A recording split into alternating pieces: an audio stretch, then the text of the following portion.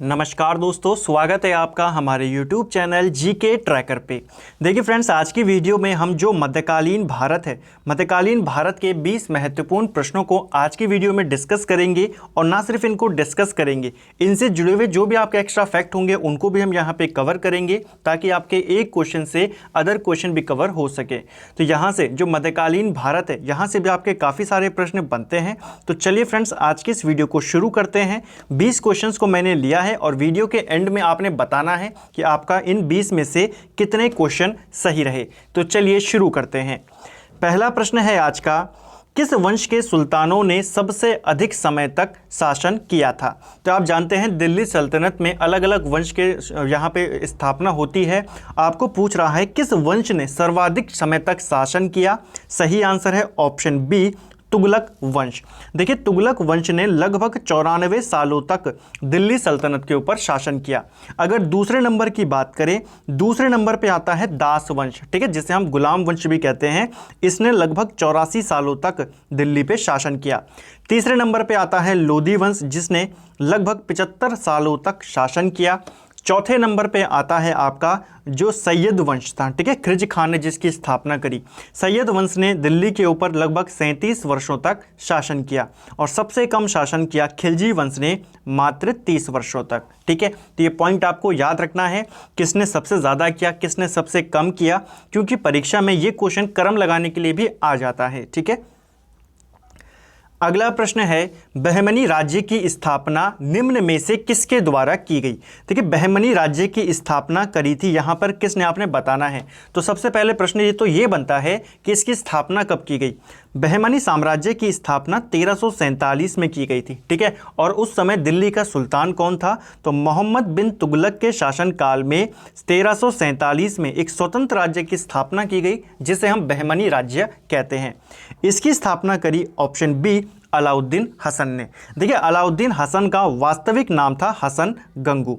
इस हसन गंगू ने अलाउद्दीन हसन के नाम से या अलाउद्दीन हसन बहमन शाह के नाम से बहमनी राज्य की स्थापना करी और वहां का शासक बना। ठीक है, ये पॉइंट आपको याद रखना है। आपको सीधा कभी अलाउद्दीन हसन ऑप्शन में देगा या तो कभी आपको ऑप्शन में हसन गंगू देगा। तो आपको दोनों याद रखने, दोनों एक ही नाम है।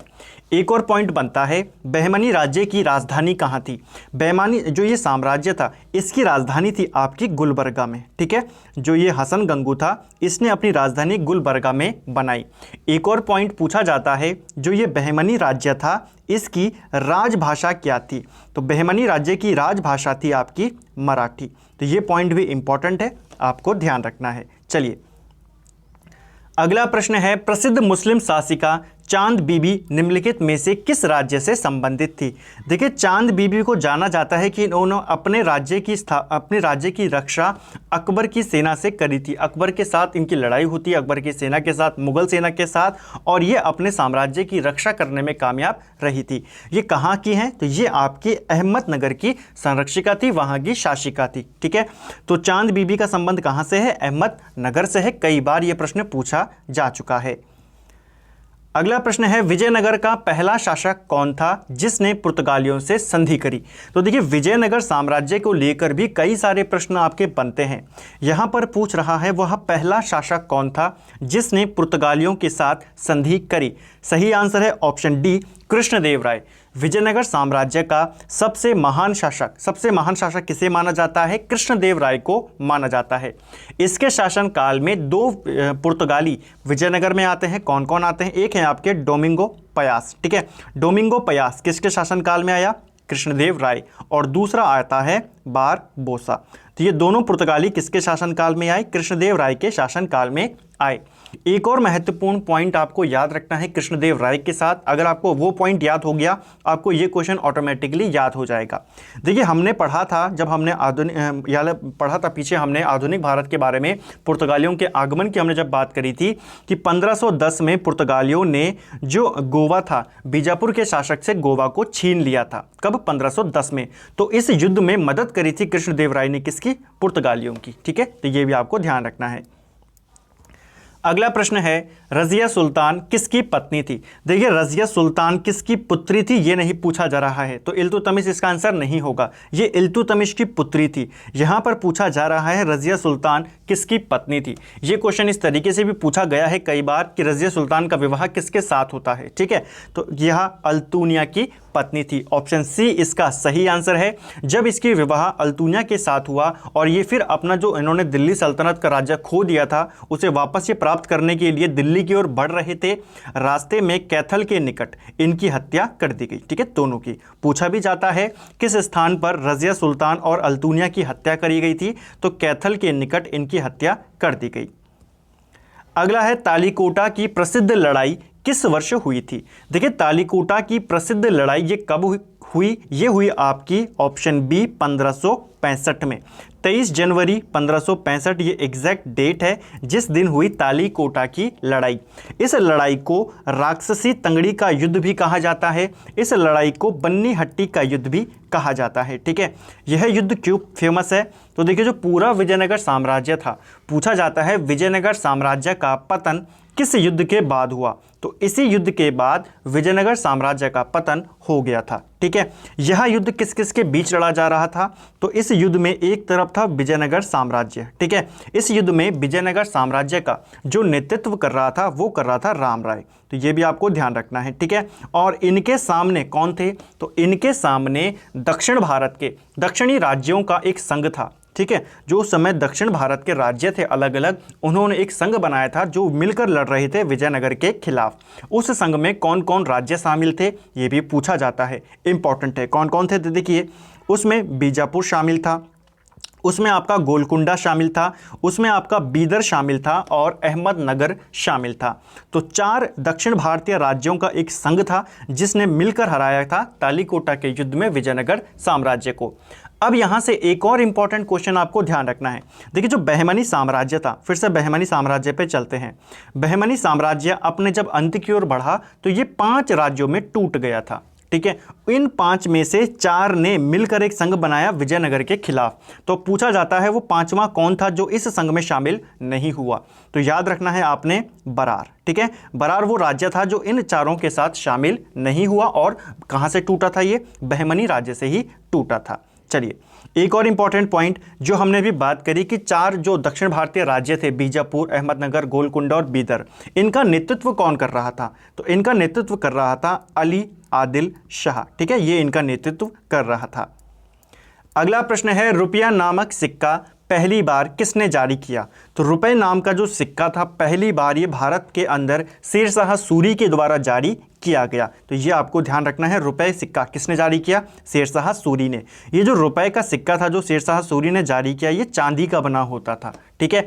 और शेरशाह सूरी ने तांबे का भी एक सिक्का जारी किया था, उस सिक्के को क्या कहा जाता था, उस सिक्के को दाम कहा जाता था, ठीक है। तो चांदी का रुपया और तांबे का दाम किसने जारी किया, शेरशाह सूरी ने। अगला प्रश्न है किस मुगल शासक ने राजधानी आगरा से दिल्ली स्थानांतरित करी थी, तो देखिए मुगलों की राजधानी उस समय आगरा में थी और दिल्ली इसको कौन लेकर गया, तो आगरा से दिल्ली राजधानी बनाई ऑप्शन सी शाहजहां ने। तो ये आपको ध्यान रखना है, शाहजहां ने राजधानी आगरा से हटाकर कहाँ स्थानांतरित करी, दिल्ली में इसको वो लेकर गया। एक और महत्वपूर्ण पॉइंट पूछा जाता है पेपर में कि आगरा की स्थापना कब की गई और किसके द्वारा की गई, तो देखिए आगरा की स्थापना 1504 में होती है, जिसकी स्थापना कौन करता है, सिकंदर लोदी के द्वारा इसकी स्थापना की जाती है 1504 में। अगला प्रश्न है कौन सा सुल्तान नया धर्म चलाना चाहता था, तो नया धर्म चलाना कौन सा सुल्तान चाहता था, सही आंसर है ऑप्शन बी अलाउद्दीन खिलजी।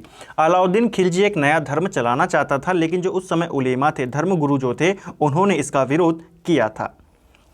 अगला प्रश्न है अकबर ने दीन ए इलाही की स्थापना कब करी, तो अकबर के द्वारा जो कार्य किए गए महत्वपूर्ण कार्य उनके वर्ष आपको पूछे जाते रहे हैं। अकबर ने दीन ए इलाही नामक ये जो धर्म उसने शुरू किया था, ये जो संस्था उसने बनाई थी दीन ए इलाही, इसकी स्थापना अकबर ने 1582 में करी थी। तो ऑप्शन बी इसका सही आंसर होगा। अब देखिए अगर दीन ए इलाही की स्थापना पूछेगा तो 1582, लेकिन अगर आपको पूछेगा इलाही संवत की स्थापना कब करी उसने, या इलाही संवत की शुरुआत कब करी, तो इलाही संवत इसके अगले साल 1583 में शुरू किया गया। तो दोनों बातें आपको याद रखनी है।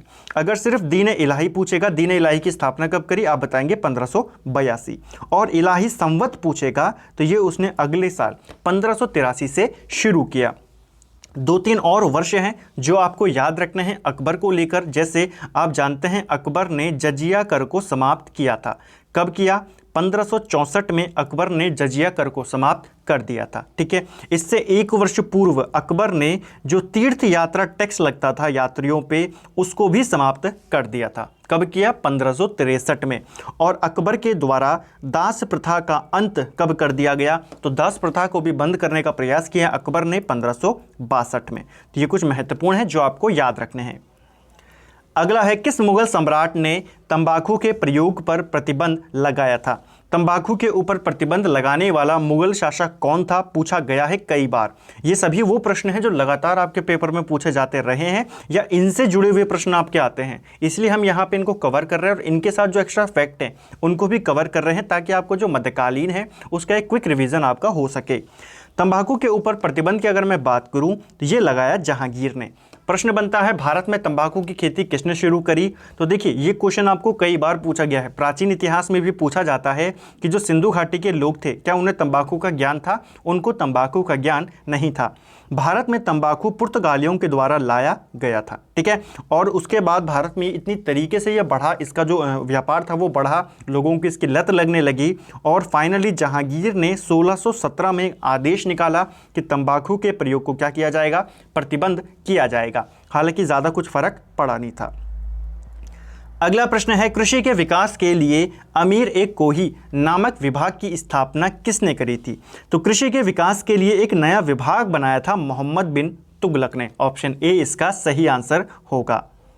अगला प्रश्न है, गुलबदन बेगम किसकी पुत्री थी?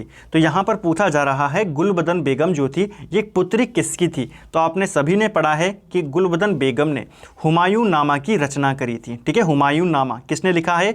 गुलबदन बेगम ने लिखा है। ये हुमायूं की बहन थी। ठीक है, और अगर ये हुमायूं की बहन थी तो सीधी सी बात है ये किसकी पुत्री थी? ये बाबर की पुत्री थी। ऑप्शन ए इसका सही आंसर होगा। हुमायूं को लेकर 2 प्रश्न बनते हैं। पहला तो यही है, हुमायूं नामा किसने लिखी है? गुलबदन बेगम ने।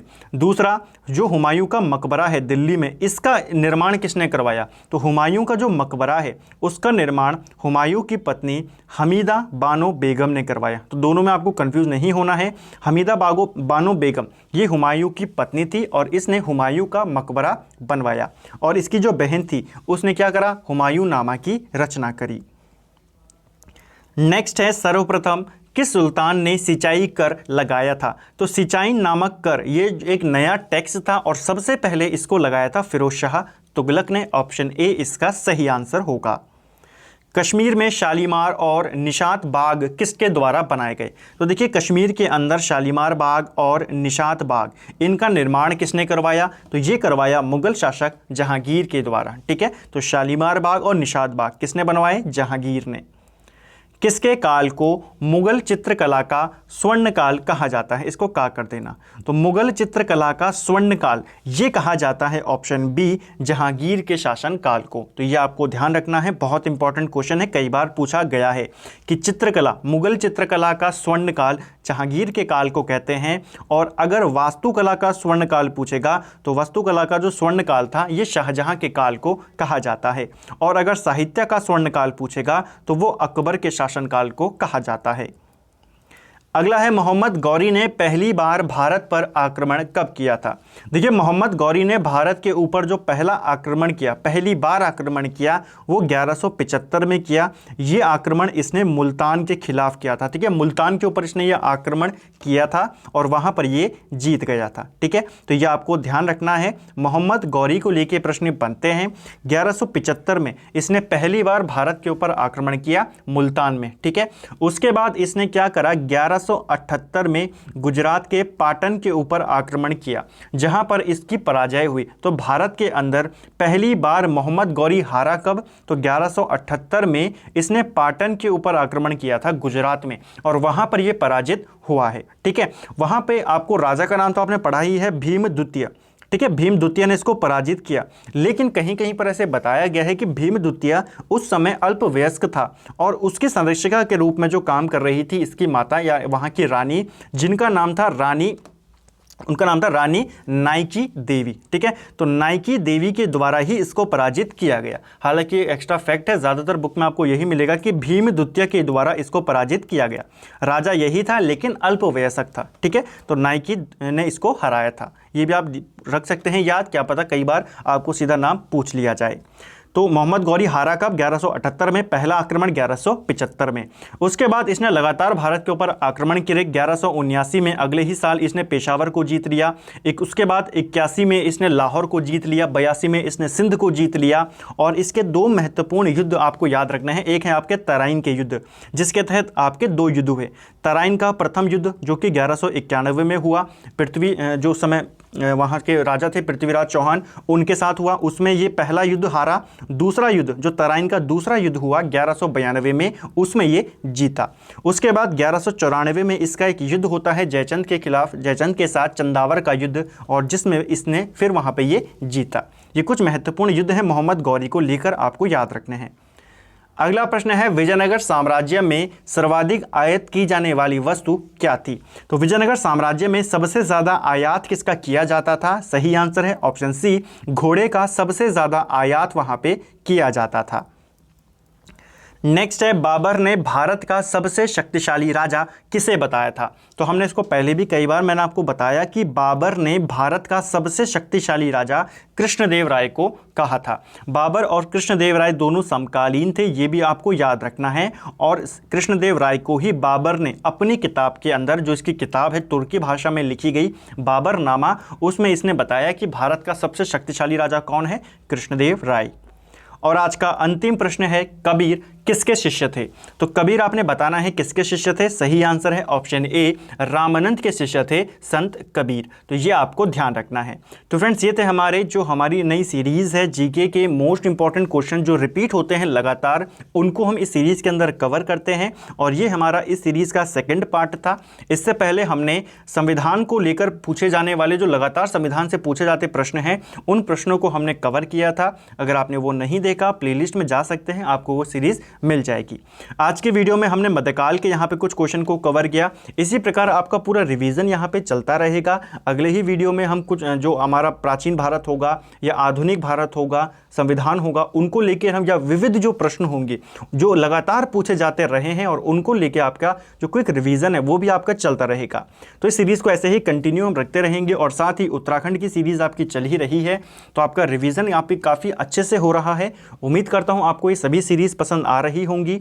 बहुत ही जल्द कंप्यूटर की सीरीज़ आने वाली है, उस पर लगभग काम खत्म हो चुका है। मैंने आपको कहा था कंप्यूटर की सीरीज़ आएगी, और कुछ ही दिनों में आपको 2-3 वीडियोस उत्तराखंड की भी देखने को मिलेंगी, मास्टर वीडियोस आपके रिवीजन के लिए। तो फ्रेंड्स, अगर आपको आज की वीडियो पसंद आया है, आज की वीडियो को लाइक करें, और अगर आप चैनल पे नए हैं तो चैनल को सब्सक्राइब करें और अपने दोस्तों के साथ शेयर करें, और कम से कम अपने एक सोशल मीडिया प्लेटफॉर्म पर आप वीडियो का लिंक ज़रूर डालें, और अपना स्कोर कमेंट करना बिल्कुल भी ना भूलें। Thank you friends.